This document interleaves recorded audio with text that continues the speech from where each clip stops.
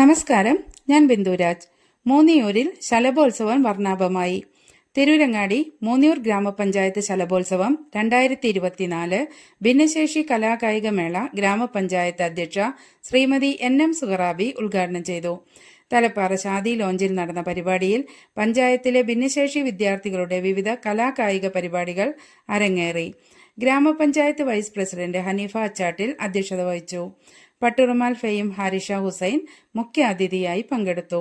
Block panchayat ക്ഷേമകാര്യ അധ്യക്ഷൻ star Muhammad, panchayat ക്ഷേമകാര്യ സ്ഥിരം സമിതി അധ്യക്ഷ ജാസ്മിൻ മുനീർ, സ്ഥിരം സമിതി അധ്യക്ഷരായ CP Subaida, PP Muneer master, block മെമ്പർമാരായ CT അയ്യപ്പൻ, വീക്ഷണം മുഹമ്മദ്, ജാഫർ വെളിമുക്ക്, ഗ്രാമപഞ്ചായത്ത് അംഗങ്ങളായ Shamsuddin Manammal, Marva Abdul Khader, Noushad Thiruthummal, PP Abdussamad, PP Safeer, Saheera Kaithakath, TP Suharabi, Pathur Ramla, NM Rafeeq, Chand Samad, Jamsheena Poovattil, Salma Niyas, Sajida teacher, Ramani Athekkattil, T Ummusalma, PV Abdul Wahid, Rajan Cherichiyil, ACDS supervisor Rini എന്നിവർ സംസാരിച്ചു. News bureau, Munniyur. ഈ പരിപാടിക്ക് സന്നിധരായിട്ടുള്ള എല്ലാ ആശംസകളും അർപ്പിച്ചുകൊണ്ട് നമ്മുടെ അധ്യക്ഷം വഹിക്കുന്നതിന് വേണ്ടി ബഹുമാനപ്പെട്ട വൈസ് പ്രസിഡന്റിനെ ക്ഷണിച്ചുകൊണ്ട് ഞാൻ നിർത്തുന്നു. നന്ദി, നമസ്കാരം.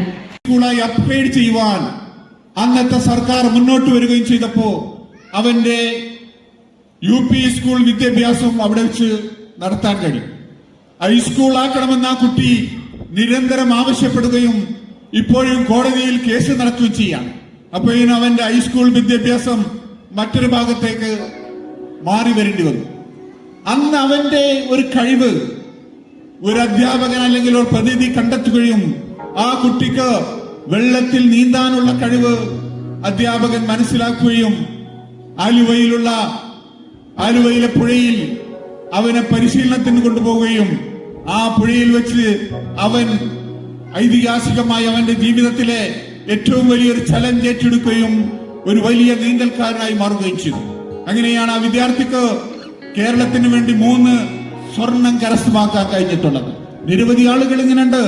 ഈ വിദ്യാർത്ഥി കഴിഞ്ഞ വേൾഡ് കപ്പില് ഖത്തറിൽ ചെന്ന് അവിടെ കളിക്കാരെ പരിചയപ്പെടുത്തിയിട്ടുണ്ട്.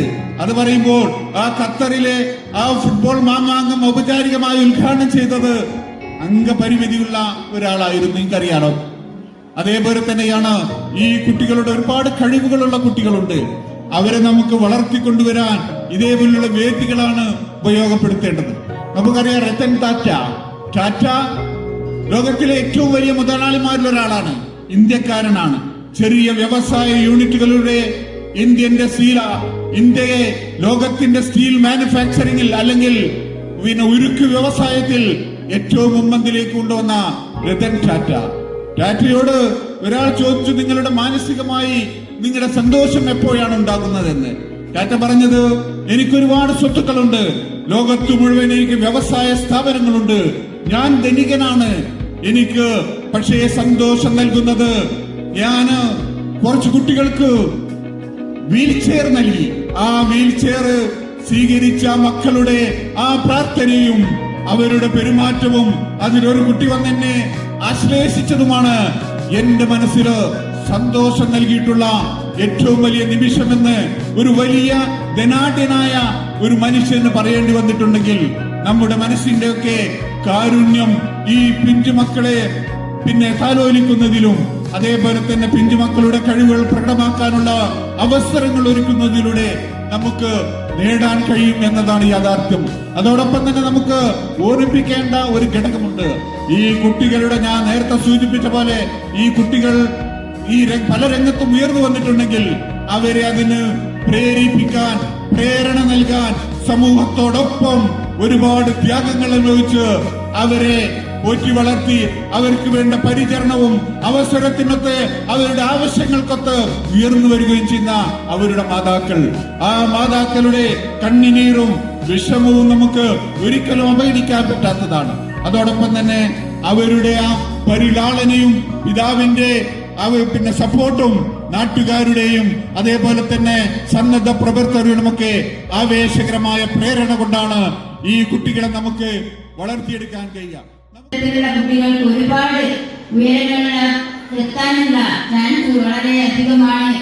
ഇനി കൂടുതലായൊന്നും പറയുന്നില്ല. ഇവിടെ കുട്ടികളുടെ കലാപരിപാടികൾ ആസ്വദിക്കാനുണ്ട്, നമ്മുടെ പാട്ടുകാരിയുടെ പാട്ടുകൾ ആസ്വദിക്കാനുണ്ട്. എല്ലാവരും അത് കാതോർത്ത് നിൽക്കുകയാണ് എന്നറിയാം. അതിന് എല്ലാവരെയും അഭിനന്ദിച്ചുകൊണ്ട് ഇന്നത്തെ ഈ ശലഭോത്സവം ഔപചാരികമായി ഉദ്ഘാടന കർമ്മം നിർവഹിച്ചതായി അറിയിച്ചുകൊണ്ട് നിർത്തുന്നു. ജയ് ഹിന്ദ്. പോകാൻ കഴിയാത്ത സ്ഥിതിവിശേഷത്തിൽ നിന്ന് ഇതുപോലുള്ള പഞ്ചായത്ത് തലത്തിലും ക്ലബ്ബുകളിലും അവരുടെ സംഘടനാ ലെവലിലും ഇവരെയൊക്കെ ഉയർത്തിക്കൊണ്ടുവരുന്നതിന് വേണ്ടി ഉള്ളിലുള്ള കഴിവുകളെ പുറത്തെടുത്ത് സമൂഹത്തിന് മുന്നിൽ അവതരിപ്പിക്കാനുള്ള വേദികളാണ് ഇത്തരം സംഭവയുടെ നമുക്ക് അവതരിപ്പിക്കാൻ സാധിക്കുന്നത്.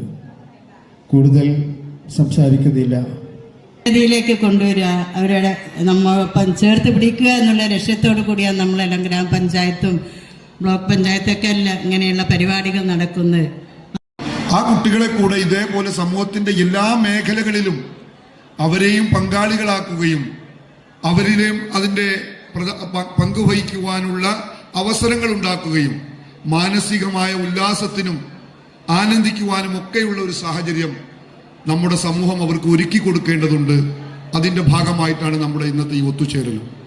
ഞാൻ എൻ്റെ ആശംസാ പ്രസംഗം മാത്രം നിർവഹിക്കുകയാണ്. ഈ പ്രോഗ്രാമിന് എല്ലാവിധ ആശംസകളും അർപ്പിക്കുകയാണ്. അതോടൊപ്പം സാന്ദർഭികമായി ഞാനൊരു കാര്യം പറയുന്നത്, നമ്മുടെ മൂന്നിയൂർ പഞ്ചായത്തിൽ തന്നെ തിരുരങ്ങാടി ബ്ലോക്ക് പഞ്ചായത്ത് ഫണ്ട് വകയിരുത്തി നിർമ്മിക്കുന്ന കുട്ടികൾക്ക് വേണ്ടി ഒരു പാർക്ക്, നമ്മുടെ കുട്ടികൾക്ക് വൈകുന്നേരങ്ങളിൽ ഉല്ലസിക്കുവാൻ അവരെ വന്ന് നമ്മുടെ കുട്ടികളുടെ ഒരുപാട് കളി ഉപകരണങ്ങളുണ്ട്, അതിൽ ഉപയോഗിക്കുവാനും നിങ്ങളെ ഈ പോലത്തെ കുട്ടികൾക്കൊക്കെ പുഴയുടെ തീരത്ത് പുഴയോരത്ത് ആ പുഴയുടെ ഭംഗി ആസ്വദിച്ച് ഇരിക്കുവാനും വീൽ ചെയറിൽ പോവാനൊക്കെയുള്ള സൗകര്യങ്ങൾ നമ്മുടെ കളിയാട്ടമുക്കിലെ സ്റ്റേഡിയത്തിനടുത്ത് ഒരുക്കിയിട്ടുണ്ട്.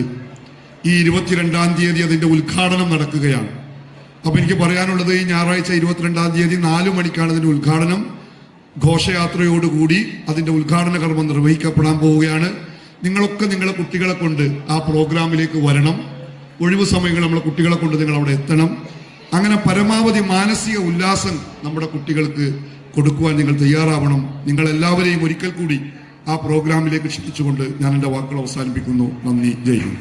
പോലെയുള്ള സാമൂഹ്യ പ്രവർത്തകര് അവർ ജീവിതം തന്നെ ഇതിന് ഒഴിഞ്ഞു വെച്ച് അവരെ പോലെയുള്ള ആളുകൾക്ക് ഇതിൽ വലിയ പങ്ക് വഹിക്കാനുണ്ട്, അവർ വഹിച്ചുകൊണ്ടിരിക്കുന്നുണ്ട്.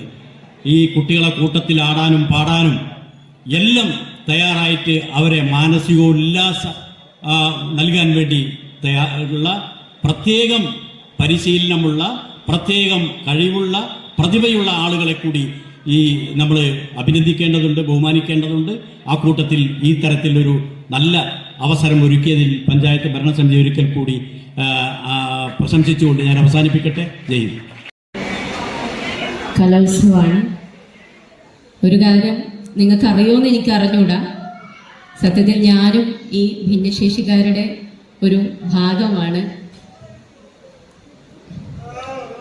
എനിക്കും ഇടത് കൈയിന് 40% ആണ് ഉള്ളത്. പക്ഷെ അതൊന്നും ഞാൻ ഇന്നുവരെ എൻ്റെ ഒരു ജീവിതത്തിൽ അതൊന്നും ഓർത്തിട്ടേ ഇല്ല. സത്യം നമ്മളിവിടെ സംഘടിപ്പിച്ചിട്ടുള്ളത്. ഈ വേദിക്ക് എല്ലാവിധ ആശംസകളും നേർന്നുകൊണ്ട് ഞാൻ നിർത്തുന്നു. നമസ്കാരം. ഞങ്ങളെക്കാൾ കഴിവുള്ളവരാണ് നിങ്ങളെന്ന ബോധ്യം ഞങ്ങൾക്കുണ്ട്. നിങ്ങളിലെ ഓരോരുത്തരുടെയും കഴിവുകൾ വ്യത്യസ്തമാണ്. ഒരുപക്ഷെ ദൈവനിശ്ചയപ്രകാരം ശരീരത്തിൻ്റെ ക്രമത്തിൽ ചില വ്യതിയാനങ്ങൾ ഒഴിച്ചാൽ ബാക്കിയൊക്കെ ഞങ്ങളെക്കാൾ ബുദ്ധിയുള്ളവരാണ്. ആഴ്ചയിൽ മാസത്തിൽ 2 തവണയോ ഒരു തവണയോ ഒക്കെ ഞാൻ നിങ്ങളുടേതായ ചില പാർക്കുകളിൽ പോയി ചില പരിപാടികൾ ആസ്വദിക്കാറുണ്ട്. നിർവഹിച്ച നമ്മുടെ ബഹുമാനപ്പെട്ട പഞ്ചായത്ത് പ്രസിഡന്റ് വിവിധ ബ്ലോക്ക് മെമ്പർമാർ നമ്മളുടെ വിശിഷ്ടാതിഥിയായ നമ്മളെ കുറച്ചു നേരം വളരെ സന്തോഷത്തിന്റെ നിമിഷത്തിലേക്ക് എത്തിച്ച ശ്രീമതി ഫർസാന അവർ, വിവിധ ബ്ലോക്ക് മെമ്പർമാർ, വിവിധ സ്റ്റാൻഡിംഗ് കമ്മിറ്റി ചെയർപേഴ്സൺമാർ, മറ്റു മെമ്പർമാർ, ആരോഗ്യ പ്രവർത്തകർ, അംഗൻവാടി പ്രവർത്തകർ, വിവിധ ഭിന്നശേഷി സംഘടനാ പ്രതിനിധികളെ, സംഘടനാ പ്രതിനിധികളെ, എല്ലാവർക്കും എന്റെ നമസ്കാരം.